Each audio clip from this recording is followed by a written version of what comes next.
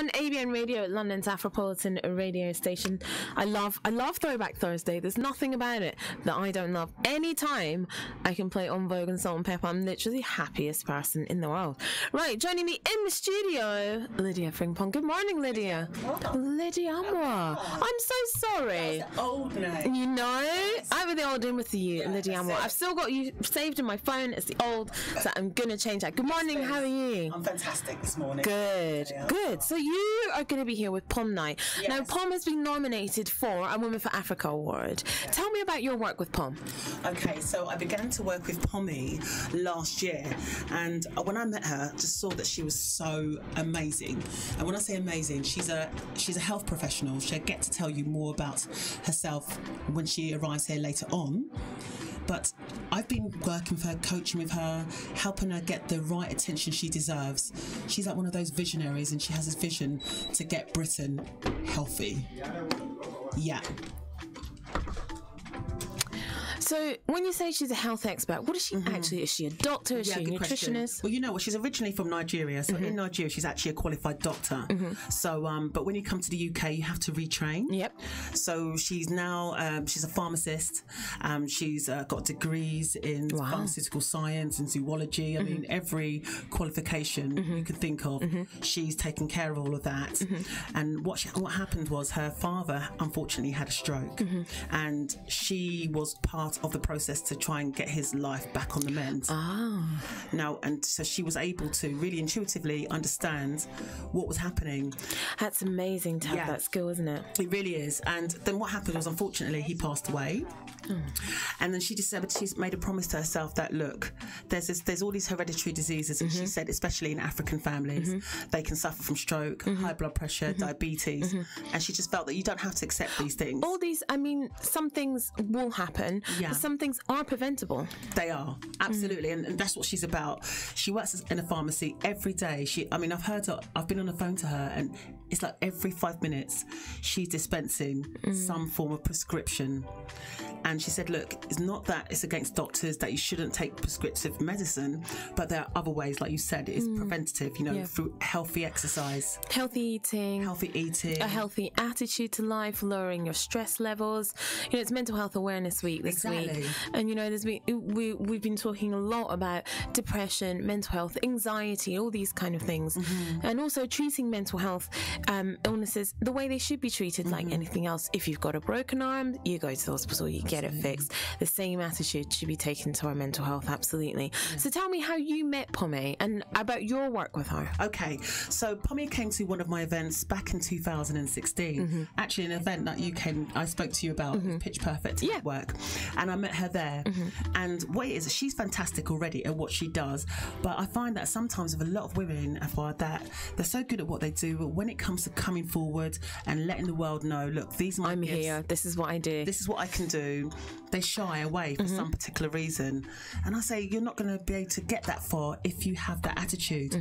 So what we've done is we've worked together, and we've brought her out of her personality, brought her out of her shell, organised her to speak at events, and most importantly, she's now been on television as a TV expert on one of the Sky TV channels. And she now wants to use, you know, these types of frequencies to be able to reach the, you know, people at large, not just one-to-one, and that's fantastic, but she's got visions to get bigger. So I've been working with her on her confidence, her presentation skills, making sure she crafts her message in the right way so she can reach the right audience, because that's really important. As a business owner, businesswoman, you need to be able to understand what your clients need, absolutely, and how to speak straight into their situation so they can say, you know what, I'm going to consider you as the person that can help me.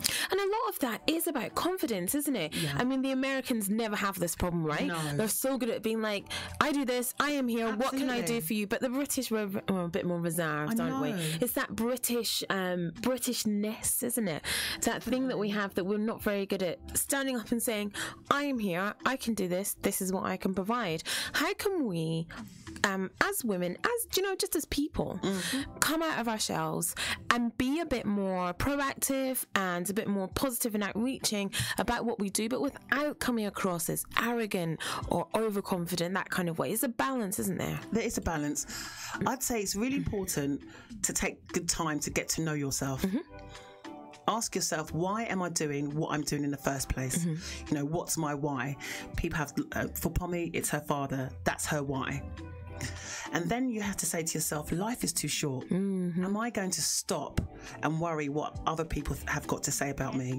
Some people have something to say about the way you pick up and drink your water, Afua, but are you going to let that stop you from achieving your dreams? So we have to reach a point where we have to have the so what attitude. And you can still apply humility to yourself because you know the reason why you're doing what you're doing. Then you have to, yes, there's, you know, some people have been to university, some people have got, you know, the university of life. You just have to always put yourself in situations where you're stretching yourself and be persistent and have an absolute focus on what it is that you want to achieve. And I feel that stay in your lane, because I've been there myself, and I've seen lots of entrepreneurs, which I've trained as a business coach, who have got so many different passions. Right. And I say, filter it down, and don't think that you're going to lose opportunities. In fact, you'll have more unlimited opportunities if you focus. When you focus and you decide, this is what I want. You know, you can have maybe one decision to say, hey, right, I'm going to be, like Pommy, a health professional, a medical expert, helping people specifically with cardiovascular health, because that's what she focuses on. Right. Other health professionals may focus on, you know, exercise. Some people might be a nutritionist and so on and so forth. So I think make a real decision and then just go out there and get it, and maybe take a leaf out of some of the people in America who are so bold. I don't know if have you heard of this book, Think and Grow Rich? Yes, I have. I haven't read it, but I've heard of it. It's a great book, and Napoleon Hill, at 1970, before he died, he was writing Think and Grow Rich, a black choice, because Napoleon was beginning to realise, after, you know, the abolition of slave trade and things were changing, that, you know what, the black communities were growing. So this is not just about black people, this is about everybody. So I think read these types of books, stretch yourself. These things can be a catalyst to what you already know, but open you up to do the things that you need to do. You're only here once. Absolutely. Yeah.